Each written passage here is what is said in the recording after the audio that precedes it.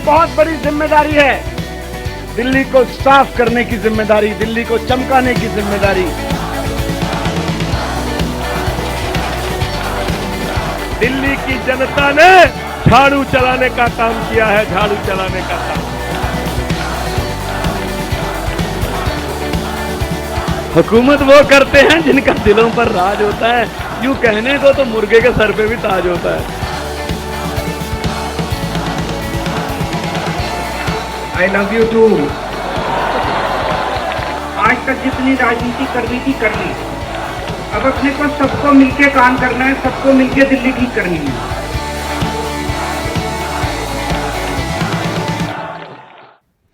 नमस्कार, खबरों की खबर में आपका स्वागत है। मैं हूं संकेत उपाध्याय। कार्यक्रम की शुरुआत में ही आपको एक तस्वीर दिखाते हैं। दरअसल ये एक रेलगाड़ी है जिसको दो इंजन खींच रहे हैं। इसको कहा जाता है डबल इंजन वाली ट्रेन। इससे एक ट्रेन को थोड़ा सा ज्यादा ताकत मिलती है, एक इंजन के पीछे दूसरा इंजन। ज्यादा माल खींच सकती है, ज्यादा पैसेंजर्स को ले जा सकती है, कोई चढ़ाई हो उस पर चढ़ सकती है। और सरकारों के संदर्भ में इसको बीजेपी ने काफी प्रचारित किया है। यह टर्म एक बड़ा प्रचलित हो गया है। लगभग हर बीजेपी शासित राज्य में यही नारा लगाया जाता है कि डबल इंजन की सरकार, केंद्र में भी बीजेपी, राज्य में भी बीजेपी। लेकिन अब यह बात दिल्ली में भी कही जाएगी। दिल्ली में आम आदमी पार्टी ने पहली बार अपनी डबल इंजन की सरकार बनाई। राज्यों में भी सरकार, दिल्ली राज्य में, और एमसीडी में भी उन्हीं की सरकार। दिल्ली में एमसीडी का चुनाव कभी भी इतना रोचक नहीं रहा है।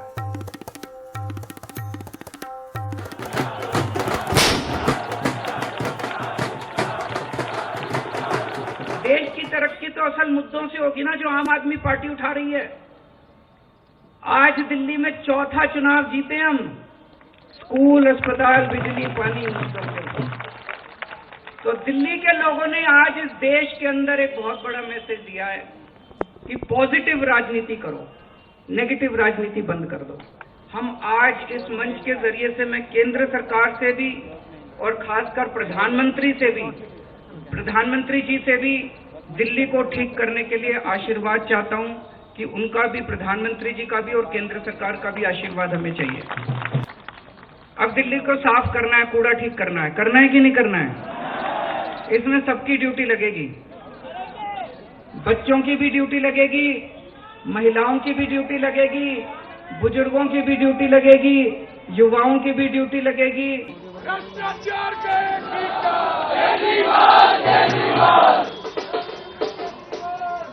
I love you to.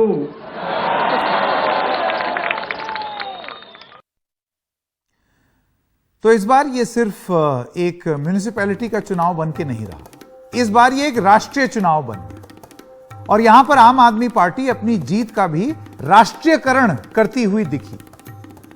BJP के हार को भी राष्ट्रीय मायने बताने की कोशिश की। इससे पहले कि नतीजों का विश्लेषण करें, आइए एक नजर डालते हैं इस लोकल इलेक्शन के नतीजों पर, जिसका प्रचार काफी वोकल रहा। सबसे पहले आइए आपको ग्राफिक्स के माध्यम से यह दिखाएं कि इलेक्शन में क्या क्या हुआ। तो नतीजे आपके स्क्रीन पर हैं। 134 आम आदमी पार्टी को, भारतीय जनता पार्टी के पास 104, कांग्रेस को 9 और जो निर्दलीय हैं उनको 3। वोट शेयर भी आपके स्क्रीन पर है, जैसे कि आप देख सकते हैं। आम आदमी पार्टी 42.05, भारतीय जनता पार्टी करीब 40% तक पहुंच गई है अपना वोट शेयर लेकर के। कांग्रेस 9 सीट लाई है और उसका वोट शेयर करीब 10% गिरा है, 11.6 पर, और निर्दलीय तो 3 पर है। तो ये तो वोट शेयर की स्थिति है जो कि आपके सामने है। अब आइए आपको ये बता देते हैं कि नोटा कितने लोगों ने किया। नोटा में 0.78% लोगों ने नोटा में भी अपना अपना वोट डाला। अब एमसीडी चुनाव में आपको एक और जानकारी जो अब छन करके आ रही है, क्योंकि नतीजे आ गए हैं तो ये सब जानकारियां अब सामने आ रही हैं। बीजेपी के 10 उम्मीदवारों की जमानत जब्त हो गई। आम आदमी पार्टी के सिर्फ 3 उम्मीदवारों की जमानत जब्त हुई। इसको क्या है, इससे कोई फर्क नहीं पड़ता, लेकिन एक बड़े मतलब उस तरीके की बात होती है कि अपनी सीट भी नहीं बचा पाए, इतने मिनिमम संख्या भी नहीं ला पाए कि अपनी डिपॉजिट्स बचा सके। वहीं अगर कांग्रेस की बात करें तो कांग्रेस पार्टी के 188 उम्मीदवारों की जमानत जब्त हुई। लेकिन इसी जीत की कहानी में 134 जो जीत की कहानी है, उसमें आम आदमी पार्टी के लिए कुछ लेसन्स भी हैं, कुछ सीख भी है। और वो सीख ये है कि आप जीत का जश्न मना रहे हैं, लेकिन विश्लेषण में यह भी निकल के आता है कि आपके बहुत सारे जो स्टार लोग थे वो परफॉर्म नहीं कर पाए। मसलन मनीष सिसोदिया पटपटगंज से विधायक हैं और यहां पर जो वार्ड हैं, 4 वार्ड हैं, उसमें से 3 में आम आदमी पार्टी हार गई।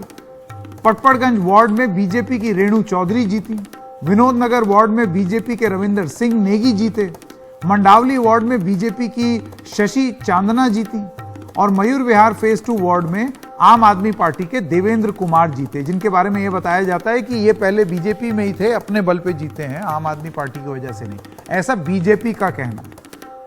अब दूसरी बात करते हैं सत्येंद्र जैन की। आप जानते हैं सत्येंद्र जैन जेल में हैं, उनकी तस्वीरें खूब उसका प्रचार हुआ था, खूब उसके बारे में बात हुई थी कि जेल में वो क्या कर रहे हैं। उनकी सीट है शकूर बस्ती, 3 में से 3 पर आम आदमी पार्टी हार गई। सरस्वती विहार से बीजेपी की शिखा भारद्वाज जीती हैं, पश्चिम बिहार में बीजेपी के विनीत वोहरा जीते हैं और रानीबाग से बीजेपी की ज्योति अग्रवाल जीत गई। एमसीडी चुनाव में गोपाल राय की बाबरपुर सीट का क्या आलम है, आपको वो भी बता दें। 4 में से 3 पर आम आदमी पार्टी हारी। सुभाष मोहल्ला वार्ड में बीजेपी के मनीषा सिंह जीती हैं, कदमपुरी वार्ड में बीजेपी के मुकेश कुमार बंसल जीते हैं और कबीर नगर वार्ड में कांग्रेस के जरीफ जीते हैं। गोरख पार्क वार्ड में आम आदमी पार्टी की प्रियंका सक्सेना जीत गई हैं। यहां तक कि मंत्री कैलाश गहलोत की नजफगढ़ सीट में भी आम आदमी पार्टी 4 सीटें हारी है। नजफगढ़ वार्ड में, रोशनपुरा वार्ड में, ईसापुर वार्ड में, इन सब जगहों पर अलग अलग लोगों की जीत हुई, कुछ निर्दलीय की भी जीत यहां पर हो गई। अब आपको बताते हैं, इसको जरा एक कंपैरिजन कर दें। एमसीडी का चुनाव 2017 के मुकाबले में 2022 क्या हुआ। आम आदमी पार्टी को 16% वोट शेयर उसका बढ़ा है, 16% वोट आम आदमी पार्टी का बढ़ा है। इस वजह से आप देखते हैं कि उनकी सीट संख्या अगर एब्सोल्यूट टर्म्स में आप देखें तो 90 सीटें ऊपर चली गई है आम आदमी पार्टी। ये बड़ी उपलब्धि है, 16% आप वोट शेयर बढ़ा ले रहे हैं अपना 2017 के मुकाबले। भारतीय जनता पार्टी का भी वोट प्रतिशत 3% बढ़ा है, यानी उन्होंने भी गेन किया है। तो भाई परसेंट तो 100 ही होता है, तो अगर एक 16% खींच रहा है, दूसरा 3% खींच रहा है, तो ये कहीं से कटा भी होगा ना। तो कांग्रेस का वोट प्रतिशत 10% कम हो गया है और ऐसा लगता है, ऐसा जान पड़ता है कि ये पूरा का पूरा आम आदमी पार्टी में चला गया, जिस वजह से आम आदमी पार्टी का वोट शेयर बढ़ा है। उन्होंने अपनी कैंपेनिंग भी मजबूती से की। अब आइए इसका लेकिन एक बार तुलना विधानसभा चुनाव से भी करते हैं। ये तो 2017 से हमने तुलना की, 2020 में जो चुनाव हुआ था विधानसभा का और एमसीडी का चुनाव जो 2022 में हुई है, उसके बीच में उसका जो विश्लेषण है वो आपके स्क्रीन पर है। एमसीडी चुनाव 2022 में आम आदमी पार्टी का जो वोट शेयर था वो था 42%। एक बार जरा फुल फ्रेम चले जाएं इस पर, ताकि आपको जरा बारीकी से आप इसको देख लें। 42% आम आदमी पार्टी एमसीडी 2022। लेकिन अगर आप इसको कंपेयर करें 2020 में जो आम आदमी पार्टी वोट शेयर लेकर के आई विधानसभा में, तो वो 53.57 था, यानी कि विधानसभा के कंपैरिजन में ये थोड़ा सा कम हुआ है। भारतीय जनता पार्टी की अगर बात करें तो एमसीडी चुनाव में 39.29% और 2020 के विधानसभा चुनाव में 38.5% उनका आया था। तो उन्होंने हल्का सा अपना बढ़ाया है। कांग्रेस पार्टी की अगर बात करें तो कांग्रेस पार्टी इसी चीज में खुशी मना रही है कि विधानसभा चुनाव में 4.26% उनका वोट शेयर था और एमसीडी के चुनाव में वो 12.6% हो गया है। अब देखिए ये फेयर कंपैरिजन क्यों नहीं है, ये इसलिए नहीं है क्योंकि आप एमसीडी को एमसीडी से अगर जोड़ेंगे तो उस हिसाब से तो आपको साफ पता चल जाएगा कौन कितने पानी में है। लेकिन बहुत सारी पार्टियां इसको विधानसभा के चुनाव से भी जोड़ करके देखती हैं कि हमारा बेस कितना है, हम किस तरीके से अपने आप को आधार अपना बनाते हैं। तो कांग्रेस पार्टी इसी चीज में खुश हो रही है कि हमारा थोड़ा सा देखो आधार बढ़ गया, 4.26 से 26 से बढ़ के 12% हो गया। अब आइए बात करते हैं विधानसभा चुनाव के मुकाबले आम आदमी पार्टी का 11% वोट क्यों खिसका है, इसका भी विश्लेषण कर लिया जाए कि 11% विधानसभा से कम हुआ ना। क्या अल्पसंख्यकों ने आम आदमी पार्टी का दामन छोड़ दिया है? दरअसल एमसीडी चुनाव में कांग्रेस के 9 में से 7 विजयी उम्मीदवार मुस्लिम हैं। इसमें अरीबा खान हैं अबुल फजल एनक्लेव से, नाजिया खातून हैं ब्रिजपुरी से, शगुफ्ता चौधरी हैं आप चौहान बंगश से हैं, जरीफ हैं कबीर नगर, शबीला बेगम हैं मुस्तफाबाद से और समीर अहमद हैं शास्त्री पार्क से, नाजिया दानिश हैं जाकिर नगर से। तो आप जैसे कि देख सकते हैं कांग्रेस के जो उम्मीदवार हैं जो जीते हैं उनका ज्यादातर वो अल्पसंख्यक समुदाय से आते हैं। तो क्या अल्पसंख्यकों ने आम आदमी पार्टी का दामन छोड़ दिया है?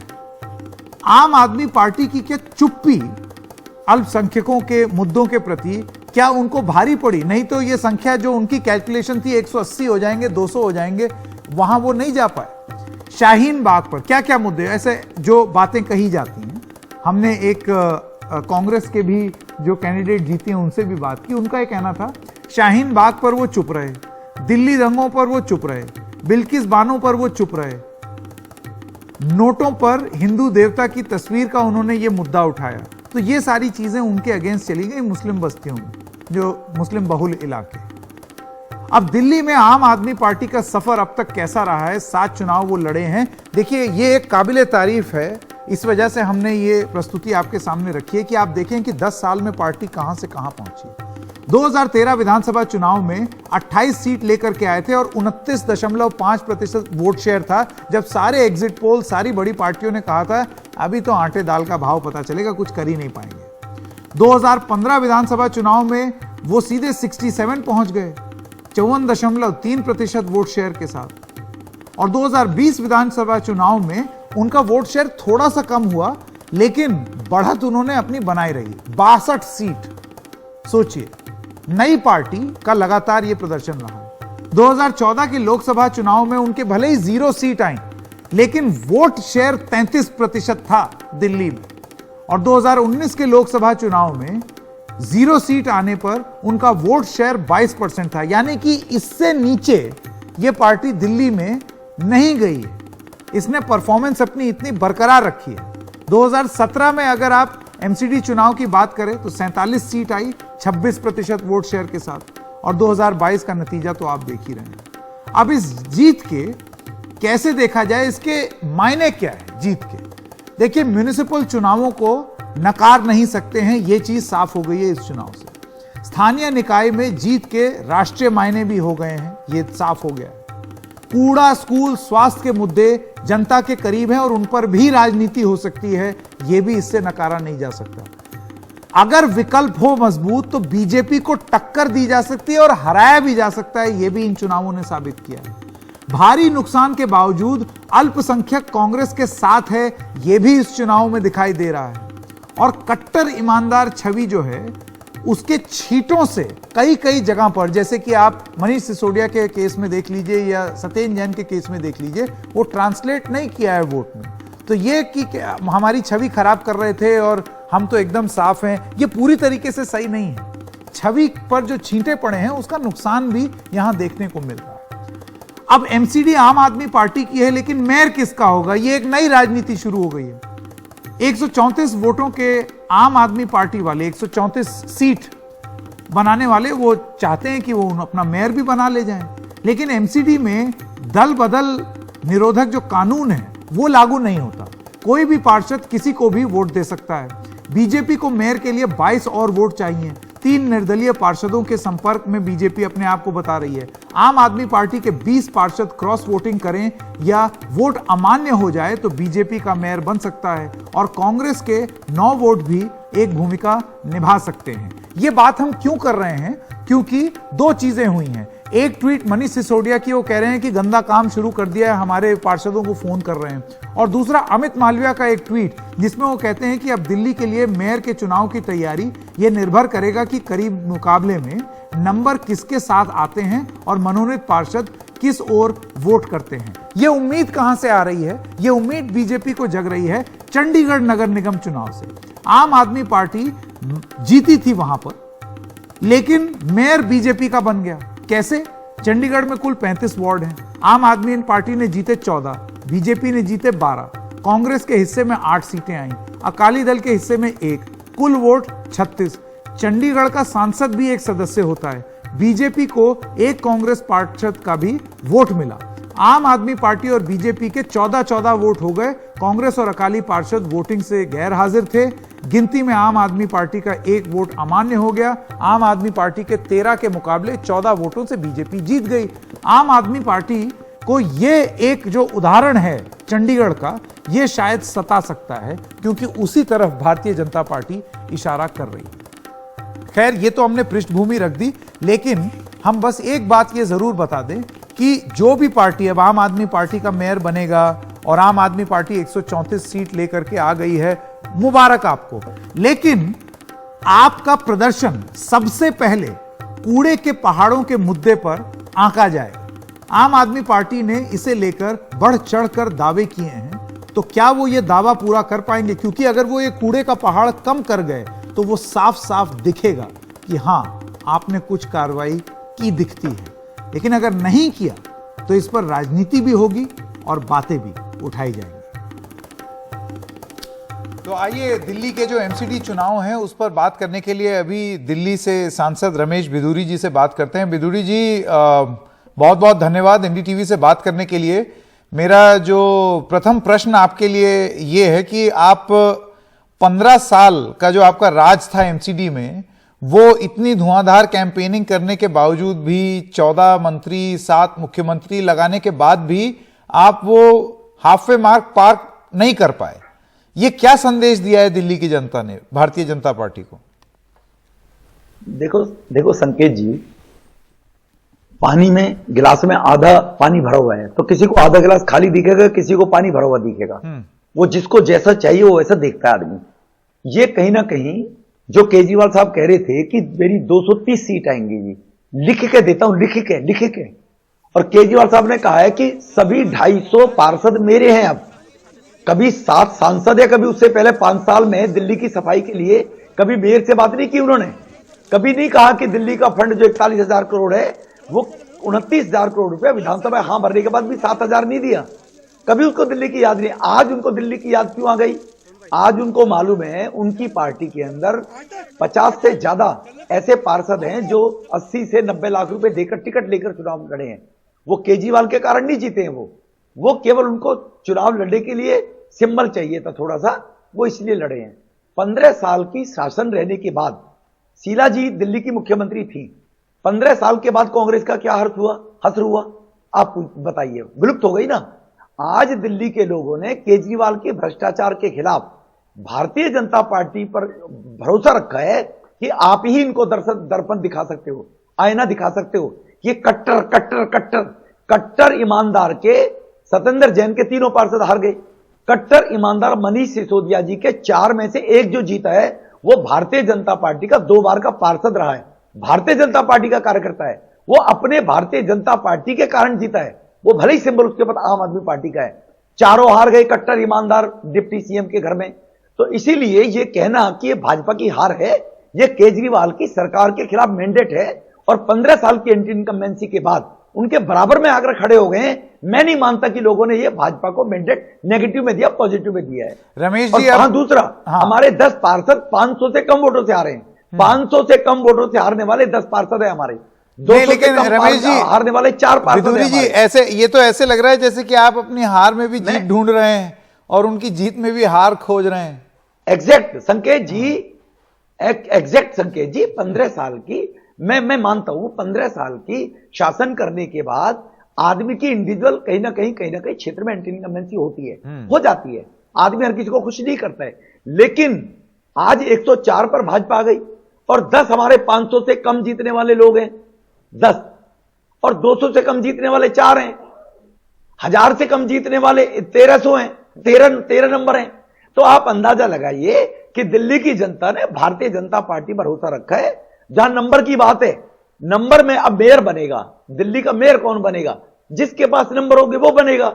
अब नंबर में जो पार्षद जीते हैं ये कोई आइडियोलॉजिस्ट चुनाव नहीं है, निगम का चुनाव है। और एक और संकेत बता देना चाहता हूं, आज तक के इतिहास में देश की किसी भी राज्य के अंदर जहां राज्य की सरकार होती है, क्या पंचायत चुनाव और निकाय के चुनाव कभी राज्य सरकार के खिलाफ गए हैं?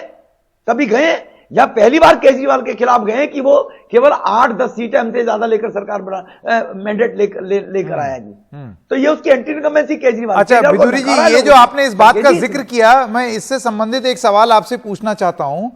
आप ये कह रहे हैं कि अब अगला चुनाव जो है वो मेयर का होगा, महापौर का होगा, जो कि पार्षद जो काउंसलर्स हैं वो चुनेंगे।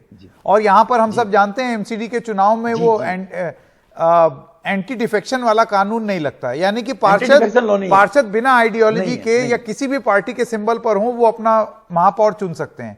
चंडीगढ़ का भी एक उदाहरण बीजेपी के बहुत सारे नेता दे रहे हैं। तो क्या हम ये माने कि अब खेल में खेल यहां शुरू होगा कि आप भले ही संख्या बल में कम हो लेकिन महापौर अपना बिठा देंगे? हाँ जी, नहीं बैठाना नहीं होता, लोग चुनेंगे। हम कौन है बैठाने वाले? वोट डालेंगे, लोग चुनेंगे। अंतरात्मा पर लोग वोट डालेंगे। एक आदमी नेशनल एंटी नेशनल है, एंटी नेशनलिस्ट है, जो सबूत मांगता है सर्जिकल स्ट्राइक के। एक आदमी बच्चों की कसम खाकर भी भ्रष्टाचार खत्म करने की बात करता है, मंत्री मसाज करा रहे हैं। तो लोग जब अंतरात्मा पर वोट डालेंगे जो कॉर्पोरेटर हैं, तो उनसे क्लियर होगा कि मैंडेट किसको और सरकार किसकी बनी है। मैंने जैसे कहा ना, हमारे पार्षद, हमारे लोगों ने जो 2-2 बार पार्षद रहे हैं, उनको टिकट देकर वो जिताया। वो आइडियोलॉजिस्ट कहां के लोग हैं वो? मैं ये कहना चाहता हूं, ऐसे 50 लोग हैं। तो आपका ये तो आपने एक बड़ी नई और अनोखी बात बोली। आपने ये कहा है कि उनके 134 में ऐसे 50 लोग हैं जो संभवतः जब महापौर कौन बनेगा उसका चयन होगा, उसमें हो सकता है कि वो कहीं और वोट दें। नहीं, मे भी 50 में से कितने भी हो सकते हैं। मैंने कहा है कि आइडियोलॉजी नेशनलिस्ट जो लोग होगा, वो आदमी इस बात को तो देखेगा ना कि केजरीवाल साहब की करनी और कथनी। 20 कॉलेज बनाऊंगा, बना दिए क्या? 500 स्कूल खोलूंगा, खोल दिए क्या? जमुना साफ करूंगा, कर दी क्या? अनऑथराइज कॉलोनी पास कर दूंगा, घर में नल से दे दिया क्या? ये भी तो जनता और लोग देखेंगे। जो पार्षद बनकर आए हैं, काम करने वाले लोग कौन है? गरीबों की आवश्यकता की पूर्ति करने वाले लोग कौन है? ये जब देखेंगे, केवल केजरीवाल कहे जाए कट्टर ईमानदार, कट्टर ईमानदार, वो कितने भी कहे जाए, लेकिन अब सत्येंद्र जैन के तीनों पार्षद क्यों हार गए? अगर कट्टर ईमानदार है, मनीष सिसोदिया के तीनों क्यों हार गए? और मैंने कहा जो एक जीता है वो भी भाजपा का 2 बार पार्षद रहा है, भाजपा की आइडियोलॉजी मैं आपसे एक सवाल पूछना चाहता हूं बिदुड़ी जी, आप मुझे बताइए, क्या आप अभी भी कॉन्फिडेंट हैं कि महापौर आपकी पसंद का बन जाएगा दिल्ली में, एमसीडी में? दिल्ली की जनता की पसंद का, दिल्ली की जनता की पसंद का ही महापौर बनेगा, जो भी बनेगा। नहीं, आम आदमी पार्टी का भी तो, क्या आम आदमी पार्टी का महापौर अगर बनता है तो दिल्ली की जनता की पसंद नहीं होगी? वो तो 134 लेके आए हैं। नहीं होगी। अगर दिल्ली की जनता की पसंद होती तो 230 कहा था, जो अब पोल, एग्जिट पोल से पहले बता रहे थे 170 कहा था। इसका मतलब लोगों ने नकारा है ना। और छोटा चुनाव है, 100-200 मोहल्ले का वोट, इंडिपेंडेंट को खड़ा हो गया। अच्छा बिदुरी जी, एक सवाल मैं जाते जाते आपसे पूछ दूं, आपको नहीं लगता है कि आप पर अब आरोप लगेगा कि ये आप कुछ ऑपरेशन कमल टाइप की चीज करने के बारे में सोच रहे हैं कि ठीक है ले आए 134, अब उसके बाद देखते हैं महापौर किसका? देश में इमरजेंसी नहीं लगी हुई कांग्रेस की। देश के अंदर लोकतंत्र है। लोकतंत्र में देश के हित के लिए, जन के हित के लिए जो काम करेगा, जिसके पास नंबर ज्यादा होंगे वो मेयर बनेगा। ये तो नंबर के ऊपर होता है। जिसमें ये कमल वो कहां हो गया जी आखिर बात? ये तो नंबर के ऊपर है। जो जिस आइडियोलॉजी को लोग पसंद करेंगे उधर वोट डालेंगे, उधर मेयर बनाएंगे। चलिए एक हिंट हम क्या लोगों को कहने जा रहे हैं? वोट डालेंगे बाकायदा। बहुत बहुत धन्यवाद रमेश बिदुरी जी हमारे साथ बात करने के लिए, बहुत बहुत धन्यवाद।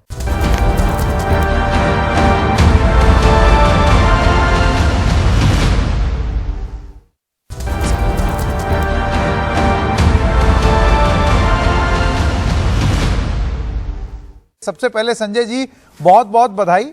15 साल के बाद एमसीडी चुनाव में अब आम आदमी पार्टी जी, नमस्कार और दिल्ली की जनता को बधाई। जी, आम आदमी पार्टी के पार्षद जो हैं वो बढ़ गए हैं, उनकी संख्या बढ़ गई है। मेजॉरिटी मार्क्स से ज्यादा है। लेकिन सबसे पहले इस बधाई के साथ साथ मैं एक सवाल आपसे यह भी पूछना चाहता हूं कि आपकी प्रतिक्रिया क्या होगी जब भारतीय जनता पार्टी की तरफ से अब यह कहा जा रहा है कि अब देखते हैं महापौर किसका होगा, अब देखते हैं मेयर किसका होगा, और एक चंडीगढ़ का उदाहरण दिया जाता है जहां आपके 14 होने के बावजूद भी आप अपना मेयर नहीं बना पाए।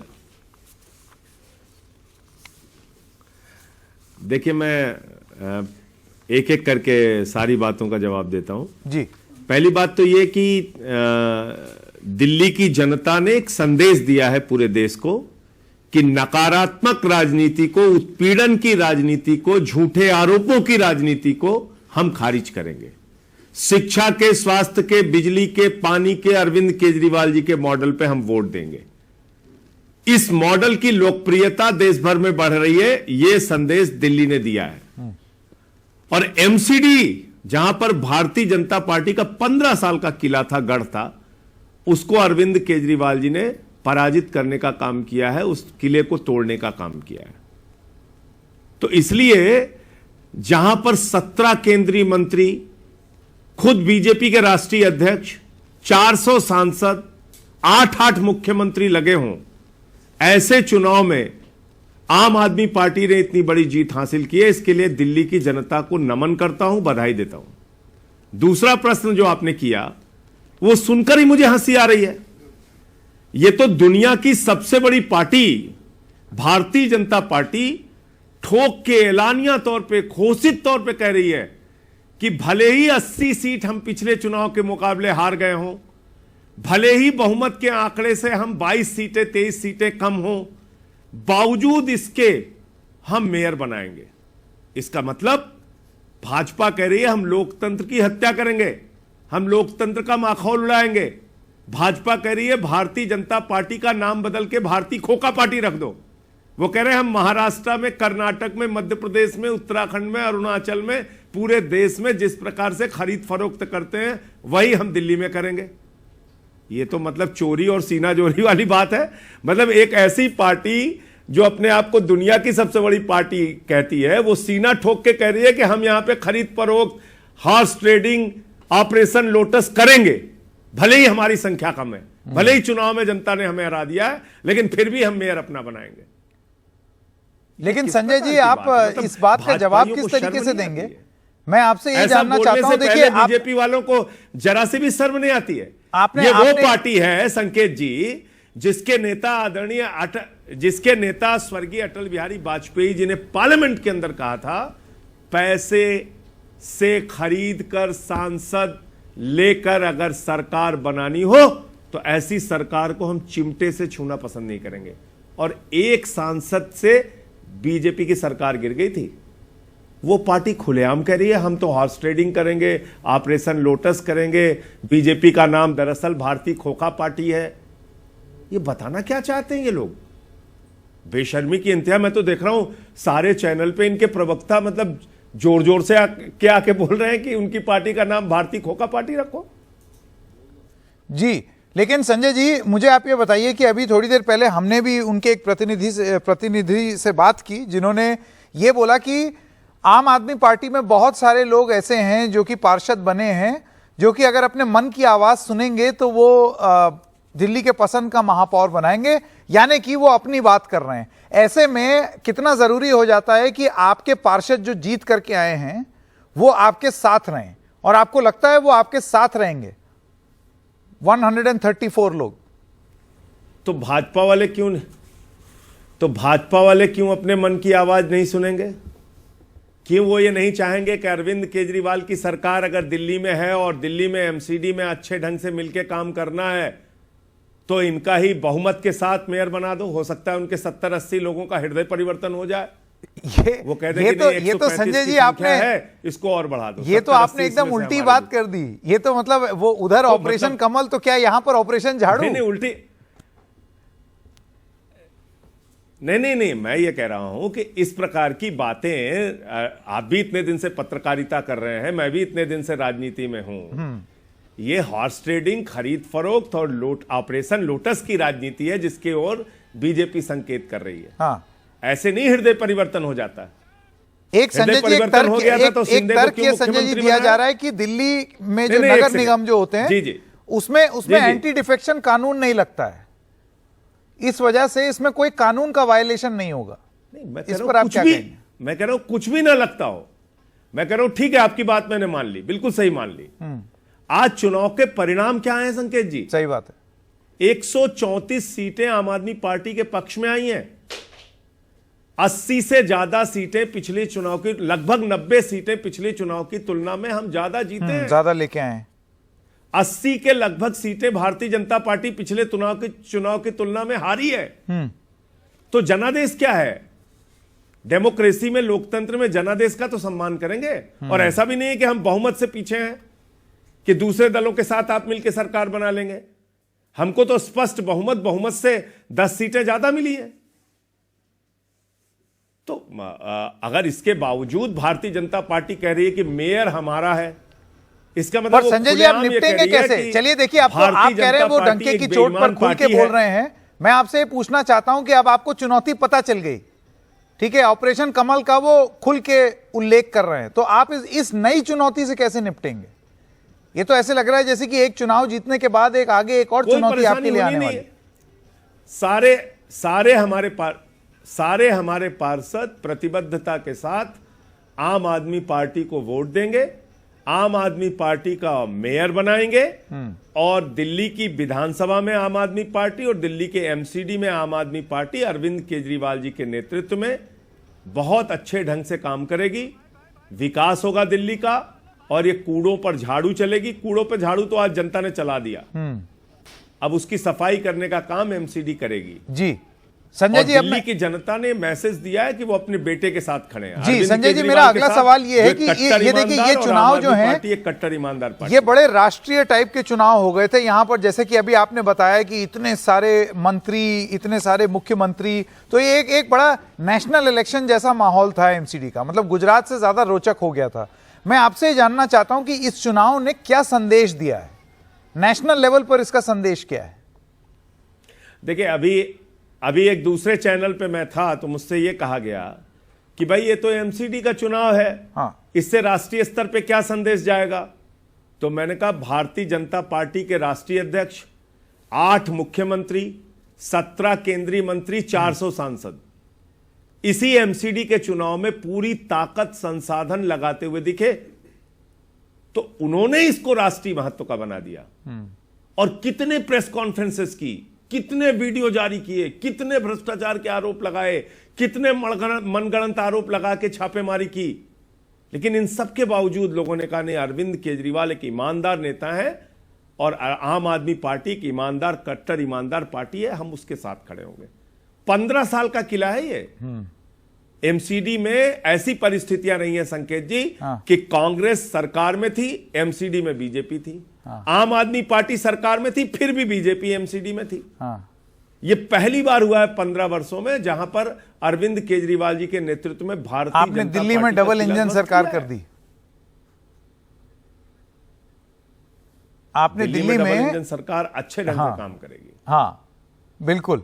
मैं एक सवाल आपसे संजय जी ये पूछना चाहता हूं, देखिए ये तो बात हो गई कि इसका राष्ट्रीय महत्व क्या है, लेकिन आपको लगता नहीं है कि बहुत सारी जो आपने बात बोली थी कि 180 पार हो जाएगा, 200 पार हो जाएगा, 220, अगर आप जैसे स्पेसिफिक एरियाज में जाएं, जैसे कि सत्येंद्र जैन का जो विधानसभा क्षेत्र है उसके बारे में जो एनालिसिस हो रही है उसमें यह पाया जाता है कि वहां तीनों पार्षद आप नहीं जीत पाए।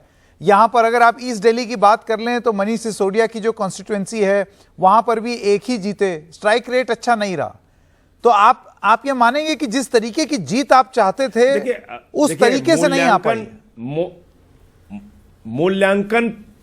मूल्यांकन ओवरऑल जीत का होना चाहिए और ओवरऑल पूरे दिल्ली में हम 134 सीटें लेके आए हैं और हमारी पिछले चुनाव की तुलना में 2017 की तुलना में लगभग 90 सीटें बढ़ी हैं।